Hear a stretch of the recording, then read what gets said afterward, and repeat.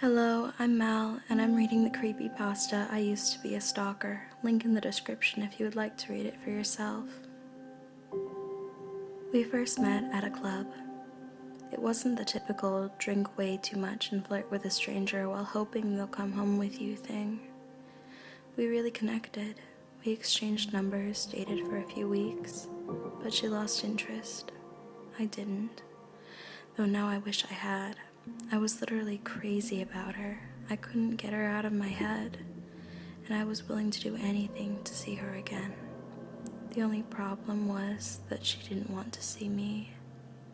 I didn't physically follow her at first. I was content constantly checking her social media sites that she updated many times a day.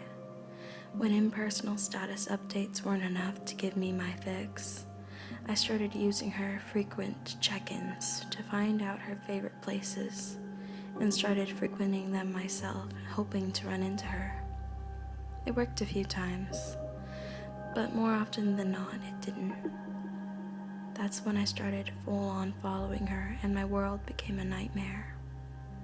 I had initially made it a rule not to go around her house. The last thing I wanted was for a neighbor to become suspicious and call the cops. I broke my own rule one night when I watched as she brought home a random guy from a bar. I was furious and had every intention of telling the guy to screw off when he had left her house. I sat in my car and seethed all night, but he didn't leave. The sun had just started to come up when I completely lost my mind and entered her house to confront them both. I climbed in through a downstairs window and crept into her bedroom on the second floor. She was alone in her bed. I was sure he hadn't left, so I searched the house for him.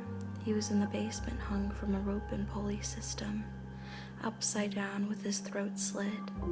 I ran from the house and called the police. I confessed my crimes of stalking and breaking and entering, while they arrested my now former obsession for a much more serious crime. I didn't think the situation could be any more messed up. I was wrong. She was eating people, she confessed pretty much right away, and they were able to confirm that she was telling the truth by testing the meat in her freezer. She would meet a guy, bring him home, drug him and slaughter him. 4 poor souls followed her home like poor horny puppies and ended up on her menu. When I was given this information, it occurred to me I couldn't remember ever seeing her buy red meat when I followed her through the grocery store. Then I remembered that one of our dates was at her house, where she served steaks for dinner.